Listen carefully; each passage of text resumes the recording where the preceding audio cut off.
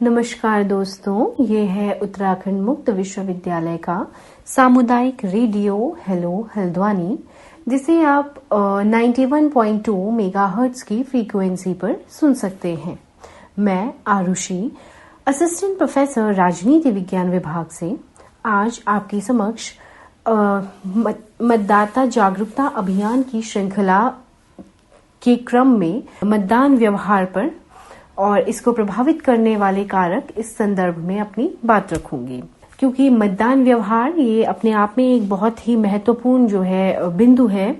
जब भी चुनाव होते हैं, चुनाव को प्रभावित करने वाले कारक क्या है, कोई भी मतदाता किन किन कारकों को ध्यान में रखते हुए वोट देता है, तो ये अपने आप में एक बहुत महत्वपूर्ण विषय है।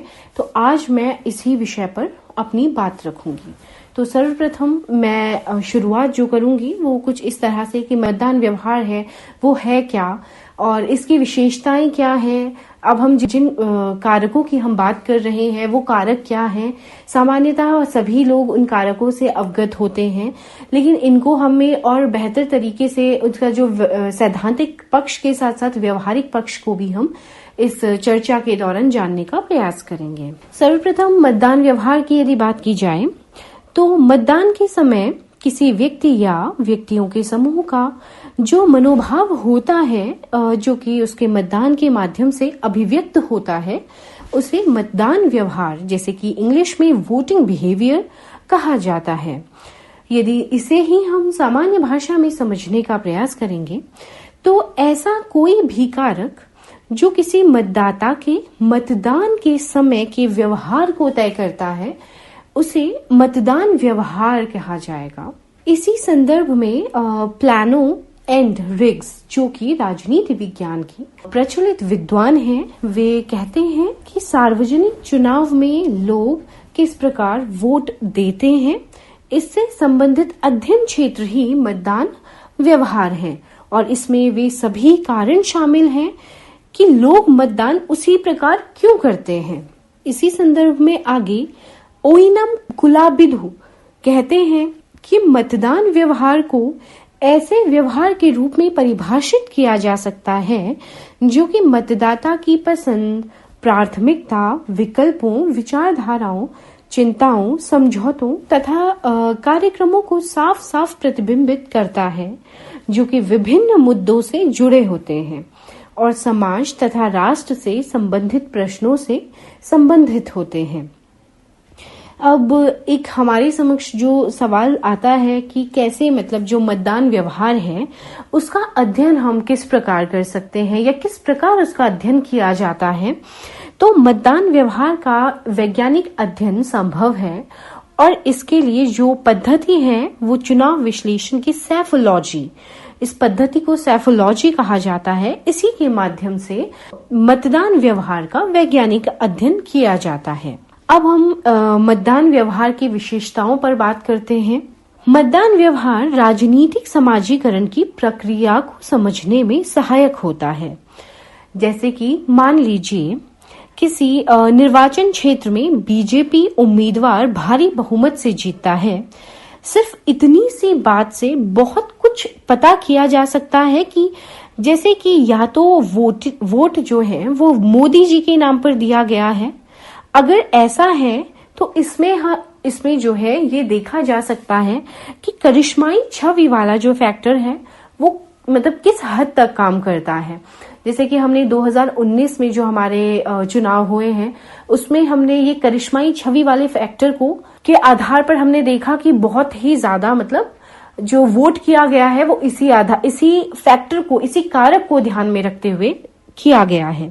ऐसे इसके अलावा ये भी कहा जा सकता है कि धर्म के आधार पर लोगों ने वोट दिया होगा या फिर जाति के नाम पर।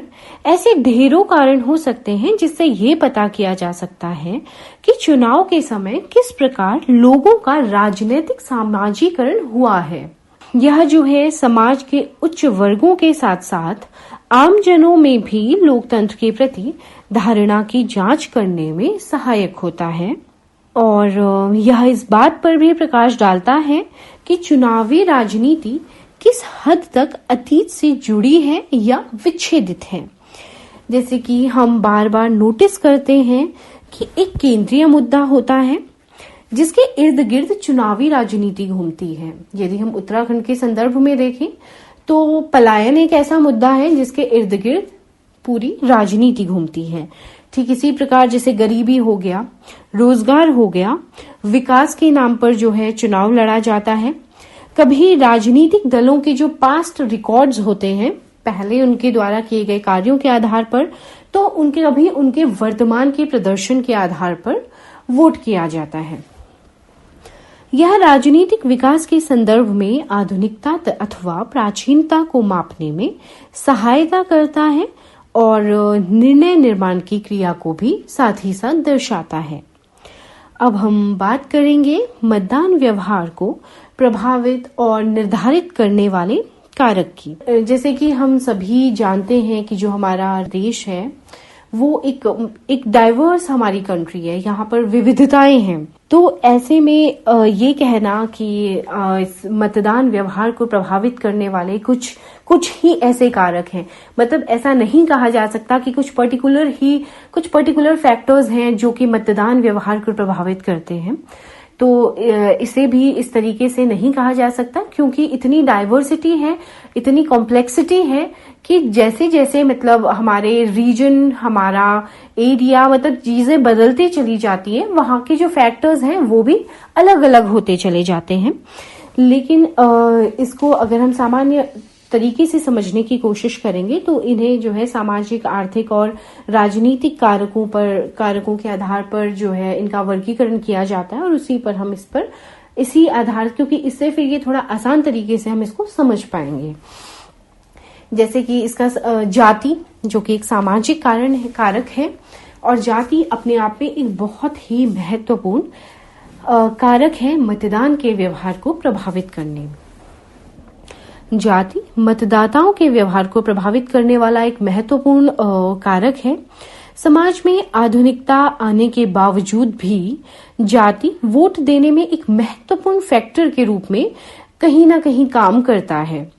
आज भी राजनीतिक दल अपनी चुनावी रणनीति बनाते समय जाति के कारक को हमेशा ध्यान रखते हैं। वे किसी खास जाति बाहुल्य क्षेत्र में उसी जाति के उम्मीदवार को उतारते हैं। कभी जाति राजनीति को प्रभावित करता है तो कभी राजनीति जाति को प्रभावित करती है। इसी संदर्भ में रजनी कोठारी जी ने बहुत बेहतरीन तरीके से बताया है कि भारतीय राजनीति जातिवादी है तथा जाति राजनीतिकृत है। इसी संदर्भ में पॉल ब्रास, जो राजनीति विज्ञान के एक महत्वपूर्ण ये विद्वान रहे हैं जिन्होंने भारतीय राजनीति पर काफी काम किया है, वे इसी संदर्भ में कहते हैं कि स्थानीय स्तर पर देहात में मतदान व्यवहार का सबसे महत्वपूर्ण कारक ही जातीय एकता है। बड़ी और महत्वपूर्ण जातियां अपने चुनाव क्षेत्र में अपनी ही जाति के किसी नामी गिरामी सदस्य को समर्थन देती हैं या ऐसे राजनीतिक दल को समर्थन देती है जिनसे उनकी जाति के सदस्य अपनी पहचान को स्थापित करते हैं। अब हम इसके दूसरे कारक पे बात करते हैं, धर्म, रिलीजन। भारत में धर्म एक अन्य महत्वपूर्ण कारक है जो कि मतदान व्यवहार को प्रभावित करता है। जाति जहां किसी छोटे से भाग में अपना प्रभाव दिखा सकती है, धर्म जो है वो एक बड़े भाग में अपना प्रभाव दिखाता है।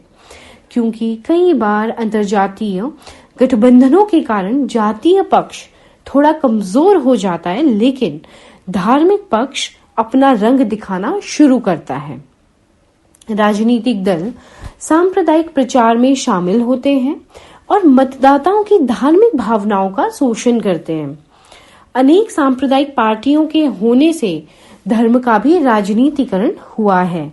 भारत एक धर्मनिरपेक्ष राष्ट्र होते हुए भी कोई दल चुनावी राजनीति में धर्म के प्रभाव की अवहेलना नहीं करता है। इसी तरह भाषाई विचार लोगों के मतदान व्यवहार को कितना प्रभावित कर सकता है, इसका उदाहरण इस रूप में देखिए, जैसे कि दक्षिण भारत में हिंदी को चलाने की बात होती है तो द्रविड़ियन भाषा वाले लोग एक हो जाते हैं।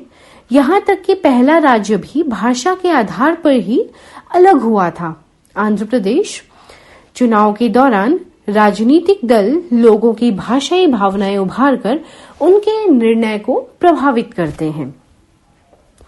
धन, जो कि बहुत ही महत्वपूर्ण फैक्टर है, इसमें इसकी तो अनदेखी नहीं की जा सकती है। चुनावी खर्चों पर सीमा बांधने के बावजूद भी करोड़ों रुपए खर्च किए जाते हैं। मतदाता अपने मत के बदले पैसा या शराब या कोई और वस्तु चाहता है, लेकिन यह हर बार काम नहीं करता। कई बार ये भी देखा जाता है कि मतदान किसी और से पैसे लेकर किसी और को वोट दे देते हैं, और ये एक सामान्य प्रवृत्ति है। मतलब निर्वाचन में मतदाता को भी पता होता है कि उसको किसे वोट देना है, लेकिन वो उसे अपने वोट का वैल्यू पता है, तो वो जो है अलग अलग लोगों से अपने फायदे के हिसाब से उस पर्टिकुलर दौर में जब चुनाव होने वाला होता है तो वो उन्हें मतलब एक टेम्पररी जो लगता है कि टेम्पररी वैल्यू, उसको ध्यान में रखते हुए वो अपने जो है सभी जो पार्टी के लोग जितने भी राजनेता होते हैं उनसे जो है अपने जो है टेंटेटिव जो है फायदे पूरा करवा लेते हैं। इसी तरह जो है यदि क्षेत्र की बात की जाए तो क्षेत्रवाद तथा उप क्षेत्रवाद की भी मतदान व्यवहार में महत्वपूर्ण भूमिका है। जैसे कि यदि हम उत्तराखंड की ही राजनीति की बात करें तो यहाँ पर कुमाऊं रीजन, गढ़वाल रीजन पहले तो पहाड़ का ही राजनीति मतलब बहुत ज्यादा प्रभावी थी, लेकिन अब जो है पहाड़ी मैदानी ये इसका भी अपने आप में रोल रहा है।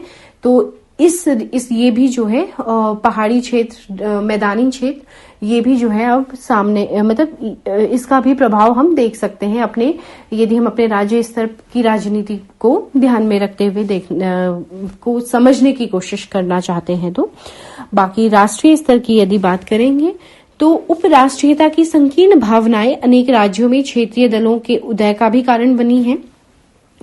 इस प्रकार के क्षेत्रीय दल क्षेत्रीय अस्मिताओं तथा भावनाओं के आधार पर मतदाताओं से मत की अपील करते हैं। हालांकि ये बहुत ज्यादा सीटें तो नहीं जीत पाते हैं, लेकिन किसी क्षेत्र विशेष में ये अपना प्रभुत्व स्थापित कर लेते हैं और कभी कभी अलगाववाद को भी बढ़ावा दे देते हैं।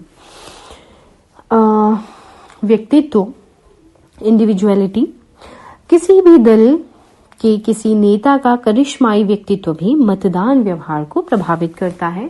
जैसे कि अभी मैं पूर्व में एक एग्जाम्पल दे चुकी हूँ कि जैसे कि मोदी जी की जो करिश्माई छवि है 2019 के चुनाव में, उनकी छवि ने जो है बहुत महत्वपूर्ण कारक के रूप में जो है भूमिका निभाई। ठीक इसी प्रकार जवाहरलाल नेहरू, इंदिरा गांधी, राजीव गांधी, जेपी नारायण, अटल बिहारी वाजपेयी और वर्तमान में नरेंद्र मोदी जी की ऊंची छवि ने मतदाताओं को उनके दलों अथवा उनके द्वारा समर्थित दलों के पक्ष में मत देने के लिए प्रभावित किया है। उसी प्रकार राज्य स्तर पर भी क्षेत्रीय दल के नेता का करिश्माई व्यक्तित्व चुनाव में लोकप्रिय समर्थन का महत्वपूर्ण कारक रहा है। इस संदर्भ में पॉल ब्रास ने वेब इलेक्शन, जिसे कि हम लोग लहर भी कहते हैं, वेव इलेक्शन जिसे कि हम लोग चुनावी लहर कहते हैं, को इस प्रकार परिभाषित किया है कि वेव इलेक्शन वह है जिसमें मतदाताओं के बीच एक ही दिशा में एक प्रवृत्ति बननी शुरू होती है जो कि किसी एक राष्ट्रीय दल अथवा उसके नेता के पक्ष में होती है। यह किसी एक मुद्दे पर अथवा अनेक मुद्दों पर आधारित होती है। जैसे कि हमने पिछले कुछ समय से सुन रहे हैं कि मोदी लहर के चलते ऐसी चीजें हो रही हैं, तो यही इसका एक एग्जाम्पल है जो कि पॉलीब्रास ने जो बताया है। अगर उसे हम सामान्य भाषा में समझने की बात करेंगे तो इस तरह से उसको समझा जा सकता है। एंटी इनकम्बेंसी फैक्टर अपने आप में बहुत महत्वपूर्ण फैक्टर है। इसका जो है सीधा सीधा मतलब यही है कि सत्ताधारी दल के कार्य प्रदर्शन से असंतोष जब होता है, यह असंतोष कई कारणों से उभरता है, जैसे कई टर्म तक सत्ता में रहना, घोषित वादों को पूरा ना कर पाना, सत्ताधारी दल पर किसी प्रकार का अनैतिक दाग लग जाना आदि। उदाहरण के लिए 1977 में कांग्रेस पार्टी की हार, 2018 में छत्तीसगढ़ विधानसभा चुनाव में बीजेपी की हार, 2014 में बीजेपी की जीत या आदि। तो ये एंटी इनकम्बेंसी के फैक्टर हैं। इसके अलावा बहुत से अन्य कारण भी हैं। विचारधारा अपने आप में एक बहुत महत्वपूर्ण है, एक फैक्टर है ये।